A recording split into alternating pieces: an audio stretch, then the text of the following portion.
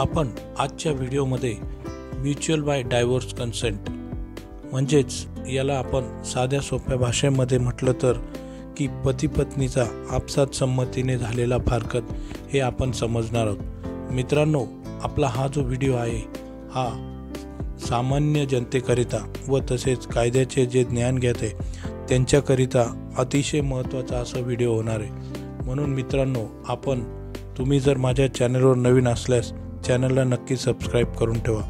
मित्रांनो, आपण आता पाहत आहोत की पती पत्नीचे भांडण हे खूपच प्रमाणात वाढत चालले आणि छोट्या छोट्या किरकोळ समजुतींप्रमाणे त्यांच्यात पती पत्नीमध्ये आपसात मन कलुषित होऊन त्यांचे भांडण हे विकोपात जाऊन फारकतपर्यंत पोहोचते। आणि त्याचप्रमाणे आपण असंही बघितले की पती पत्नीचे भांडण हे कोर्टाकडे खूप मोठ्या प्रमाणात पोहोचलेले आहेत। तर अशा परिस्थितीत आपण हे जे काही म्युच्युअल कन्सेंट बाय डायव्होर्स म्हटलं जातं हे काय आहे आणि त्याबाबत आपणास काय काय बाबींची पूर्तता करावी लागणार आहे त्याबाबतच्या आजच्या व्हिडिओमध्ये संपूर्ण अशी माहिती घेणार आहोत। मित्रांनो, सर्वप्रथम जे पती पत्नीचा जो फारकत आपसंमतीने घेण्याचा असेल अशा परिस्थितीत आपणास कूलिंग पिरियड लागतो। तो जो कूलिंग पिरियड असतो मित्रांनो, लग्न झाल्यापासून किमान 1 वर्ष आणि त्यानंतरचे पुढील 6 महिने असा 18 महिन्याचा पिरियड हा जो लागतो, म्हणजे 18 महिन्याचा जो काही अवधी लागतो तो अवधी पूर्ण केला तरच आपसंमतीने मित्रांनो पती पत्नीचे फारकत घेतले जाते। म्हणजेच अजून जर आपण साध्या सोप्या भाषेत समजून घेतलं, दोघांचे पती पत्नीचं लग्न झाल्यानंतर ते कमीत कमी त्यांचं 1 वर्षाचा हे सेपरेशन हवे। म्हणजे पती पत्नी हे दोघे एकमेकांपासून कमीत कमी 1 वर्षांपेक्षा जास्त हे विभक्त असले पाहिजे, तेव्हाच आपण अशा परिस्थितीमध्ये पती पत्नीचे आपसात संमतीने फारकत ही घेतल्या जाते। मित्र हो, हिंदू विवाह कायदा 1955 सब कलम ब मधील कलम 13 हे म्युच्युअल कन्सेंट बाय डायव्होर्स करिता वापरले जाते। आणि अशा परिस्थितीत पती पत्नी करिता जर त्यांना म्युच्युअल कन्सेंटने डायव्होर्स घ्यायचा असेल अशा परिस्थितीत आपणास कोणकोणते डॉक्युमेंटची आवश्यकता लागेल, कागदपत्र काय लागतील? मित्र हो, सर्वप्रथम ज्यांना म्युच्युअल कन्सेंटने डायव्होर्स घ्यायचा आहे, आपसंमतीने दोघांच्या संमतीने फारकत घ्यायची असेल अशा परिस्थितीत कागदपत्र मित्रांनो, त्या दोघांचे ओळखपत्र म्हणून आधार कार्ड, त्यानंतर त्यांचा लग्नाचा पुरावा म्हणून लग्नपत्रिका दोन्ही बाजूंकडील पण चालते, त्यानंतर लग्नाचे फोटो, नंतर लग्नाचे फोटो झाल्यानंतर मित्रांनो इतर काही जे दस्त असतील तुमच्या वयाबाबतचे असे सर्व एकंदरीत दस्त, त्यानंतर लग्नाचे जे काही कागदपत्र असतील, लग्नाबाबतचे तुमचे बिले असतील, लग्नाचे बिलं, त्याच्यानंतर दागदागिन्याचे बिले, कपडे लत्त्यांचे बिले, हे सर्व असे तुम्हास कागदपत्र लागणार आहेत। त्यानंतर मित्रांनो आता आपण जाऊया ज्युरिस्डिक्शन। हे जे काही आपसंमतीने फारकत म्हणतो ही कोठे कोठे दाखल केली जाते? मित्र हो, सर्वप्रथम जे काही पती पत्नीचं माहेर आणि महिलेचे माहेर आणि पुरुषाचे घर जो हे जे काय असते हे एक ज्युरिस्डिक्शन असते। त्यानंतर दोघेही जेथे जेथे नांदलेत, जेथे जेथे त्यांनी संसार केलाय हे एक ज्युरिस्डिक्शन असते। अशा पद्धतीने हे 3 ते 4 ठिकाणी मित्रांनो दोघांच्या आपसंमतीने फारकत दाखल करता येते।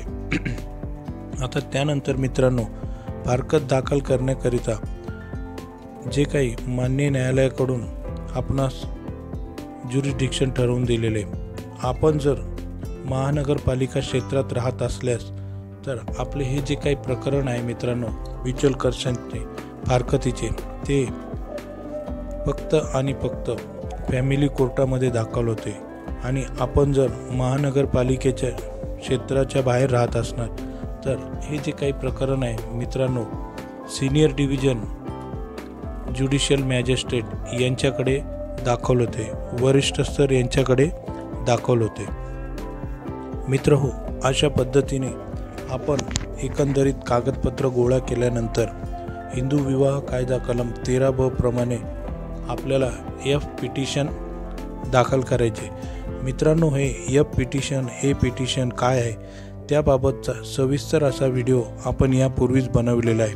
आपण तेथे जाऊन त्या व्हिडिओचे संबंधित असे पिटिशन वेगवेगळ्या प्रकारचे किती आहेत ते समजू शकतात। आता यामध्ये हे जे काही फारकत आहे आपसातली, ही फक्त एफ पिटिशनमध्ये दाखल होते।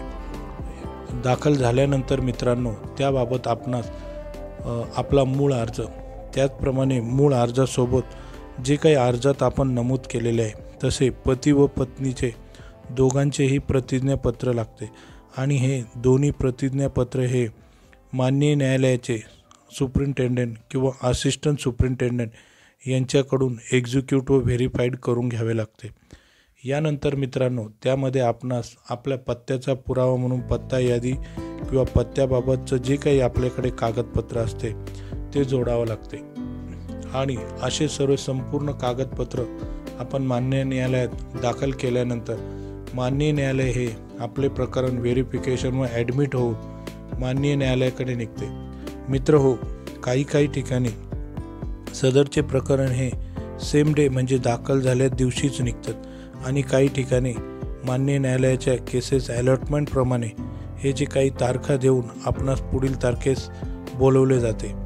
मित्रांनो, माननीय न्यायालयासमोर आपले हे प्रकरण निघाल्यानंतर सर्वप्रथम माननीय न्यायालय हे दोघं पती पत्नी यास हे जरी फारकत दोघांच्या संमतीने घेत असले, अशा परिस्थितीत मित्रांनो हे जे काही प्रकरण हे कौन्सिलेशनकडे जातं।